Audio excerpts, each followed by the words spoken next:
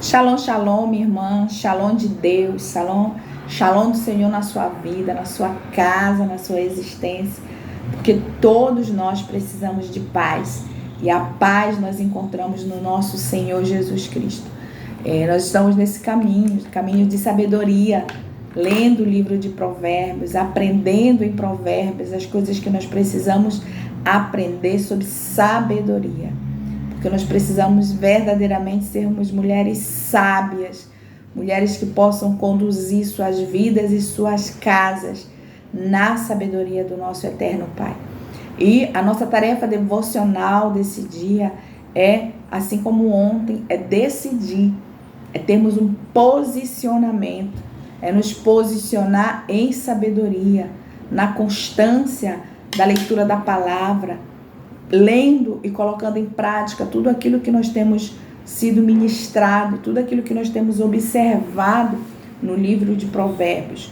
O capítulo de hoje é o 26, o título do capítulo 26, Atitudes do Sábio e do Insensato. Ele é muito rico nesse contexto das atitudes de uma pessoa sábia e das atitudes da pessoa insensata. Mas eu gostaria de me deter que essa é a minha escolha desse dia para trabalhar, é o 17. Como alguém que decide pegar um cão pelas orelhas, assim sofre aquele que se mete em discussão alheia. Nessa versão aqui diz assim: aquele que passando envolve-se em questões alheias é como o que toma um cão pelas orelhas. E a nota explicativa fala assim: os cães, normalmente, quando agarrados pelas orelhas, ficam furiosos e, quando soltos, voltam-se para cima dos que o enfurecem e os mordem. Então, a tendência é, quando a gente agarra um cão pela orelha, é deixar ele furioso. E ele, quando a gente solta, a tendência é ele nos vir sobre nós, a partir da fúria, e morder a pessoa que fez isso. Então, aqui ele compara exatamente esse comportamento de alguém que pega o cão pela orelha, a fúria desse cão, à pessoa que se mete em discussão alheia. Uma das coisas que a gente trabalha muito, propriamente no setting terapêutico, nos atendimentos, em aconselhamentos, é justamente essa questão. Existe uma coisa entre a pessoa ajudar e ela querer resolver a vida do outro. Qual é a orientação que normalmente nós damos? Você pode ajudar, você deve ajudar. Nós podemos e devemos, enquanto cristão, ajudar. Mas nós não podemos resolver a vida de outros. Porque a vida do outro, ele tem que ser resolvida em primeiro lugar em Deus, assim como a nossa vida. Em primeiro lugar, nós precisamos resolver em Deus e nós mesmos. As decisões que nós precisamos tomar, elas precisam ser trabalhadas e definidas em nós, a partir de nós, pela orientação e graça do Senhor. Eu não posso pensar que eu posso resolver a vida de uma pessoa, porque não é verdade. Nós não temos esse poder, nós não temos essa estrutura, nós não temos nem esse direito. Porque às vezes, na intenção de resolver, muitas pessoas passam por isso. Elas vão querer resolver, aí a pessoa, lá no final de tudo, a pessoa se vê ainda que não era aquilo que ela queria. E ela ainda se volta contra a pessoa que deu aquela orientação, que deu aquela direção, que fez com que ela fosse por aquele caminho, mesmo que fosse um caminho bom. Mas dentro da pessoa, ela identifica que não era aquilo que ela queria. E aí ela começa, às vezes, a ficar enfurecida, com raiva da orientação que ela teve desse outro.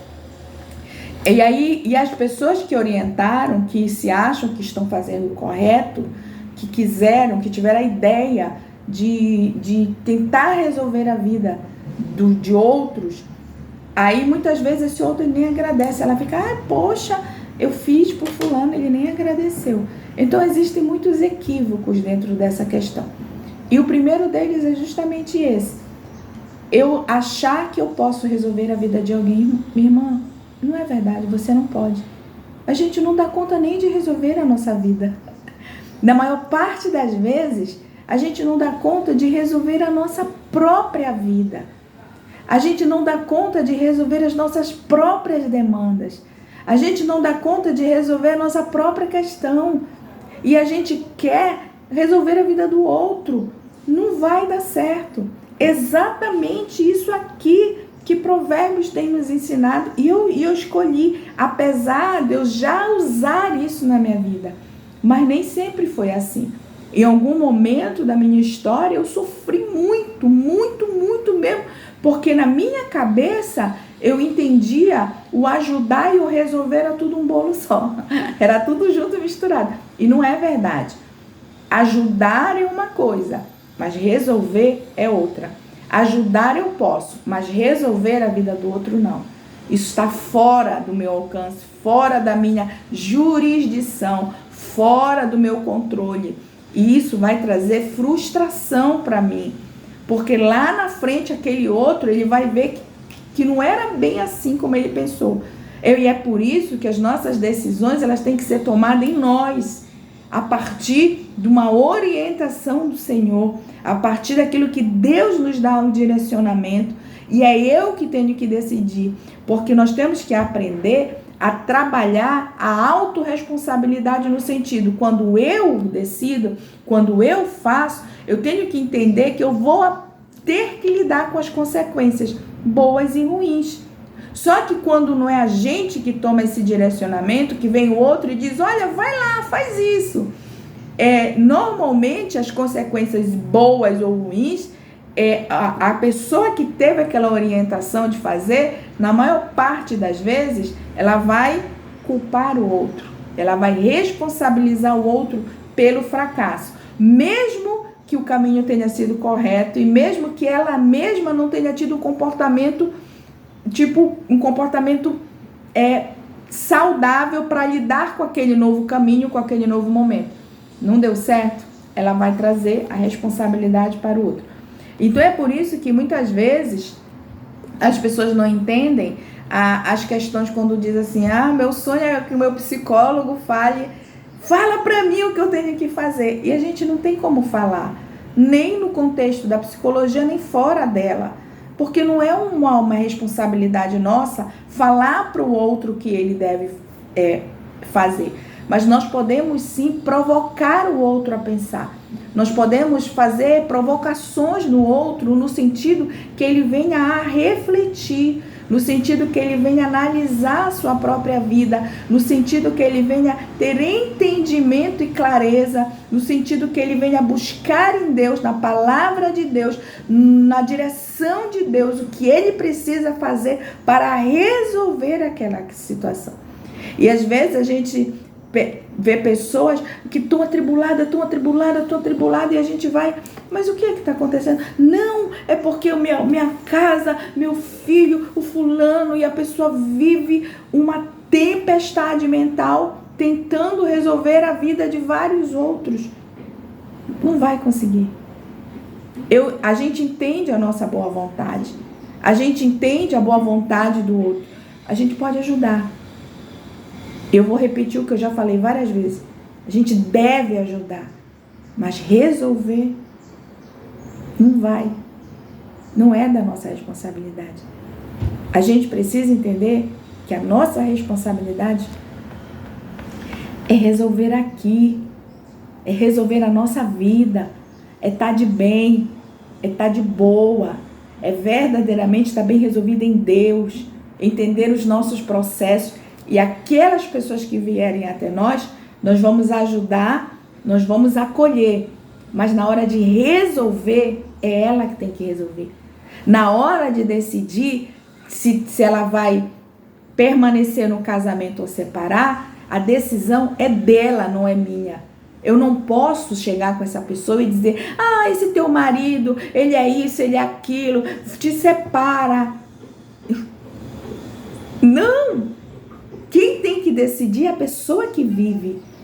Quem tem que decidir é a pessoa que vive na direção de Deus. porque eu não sei quais são as promessas que Deus fez para essa mulher que hoje ela pode estar numa condição de pensar em se separar ou não.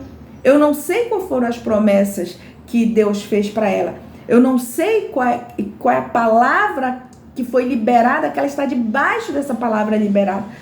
Eu não posso simplesmente, a partir de um olhar de fora, sem entender a história dessa mulher, sem entender a história de vida que ela passou dentro desse casamento, sem entender a história dela, sem ouvi-la, sem ouvi-lo, e aí a gente entender esse processo para depois dar oportunidade dela decidir, mas não eu, porque eu não tenho esse direito.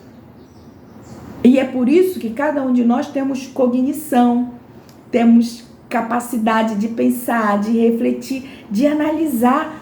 E nós não podemos jamais, em hipótese alguma, dizer para o outro, olha, você tem que fazer desse jeito. Uma coisa é minha opinião, uma coisa é a minha vida, o meu pensamento, e outra coisa é eu dizer para o outro o que ele deve fazer. Agora vamos analisar por uma outra ótica, por um outro entendimento. Quando nós falamos da palavra de Deus, não é minha opinião nem a sua. E aí, quando a gente trata das questões da palavra, deixa de ser a minha opinião e deixa de ser a sua. E é por isso que nós precisamos incentivar as pessoas a buscarem em Deus resposta. Porque a resposta que a pessoa precisa, ela não está em mim, ela está aqui na palavra. Ela está aqui no entendimento daquilo que Deus tem para ela. Ela está aqui na direção que o Espírito Santo der na vida dela. Ela não está a partir do meu próprio entendimento, da minha própria mente, da minha própria alma. Não. Muitas respostas nossas, elas precisam ser buscadas no níveis de espírito, se aprofundando na palavra, buscando em Deus. E a partir dessa busca, nós temos uma direção de Deus. Porque quando Deus nos dá uma direção, Ele se compromete e garante a vitória. Ele se compromete e garante a vitória. Mas se você receber a direção única e exclusivamente de um homem, quem vai garantir a vitória? Quem vai se comprometer com os resultados? Esse homem também, que ele é falho, que ele não sabe como vai ser a vida dele daqui a meia hora, você percebe que é por isso que nós não podemos dizer para o outro o que ele deve fazer a partir do nosso próprio entendimento, a partir das nossas próprias conclusões limitadas, porque a gente não sabe nem o que vai acontecer na nossa vida daqui a alguns minutos. Nós podemos e devemos trazer a palavra para que essa pessoa, a partir desse alicerce em Deus, ela nela e em Deus, tome a decisão. Vou repetir para você nunca mais esquecer, porque decisões tomadas em Deus, Ele garante a vitória. Mas decisões tomadas em homens, quem vai garantir o quê? Eu não sei. Você sabe? Se você souber, me diga. Quem garante? Quem garante as vitórias, os resultados, as consequências de decisões tomadas em homens? Então, que nós possamos ter um posicionamento. Esse foi o meu entendimento, foi minha experiência. E eu tenho falado para você, não fique com a minha experiência. Eu estou aqui compartilhando a minha experiência. Busque a sua experiência. Busque a sua experiência. Busque a sua experiência. Trilhe o seu caminho de sabedoria em Deus. Tem muita coisa bacana aqui no versículo 26. Mas você precisa ler e colocar em prática aquilo que Deus sinalizar para você, para que você verdadeiramente possa estar no caminho da sabedoria. Que Deus abençoe linda e poderosamente a tua vida. Fica na Shalom do Senhor.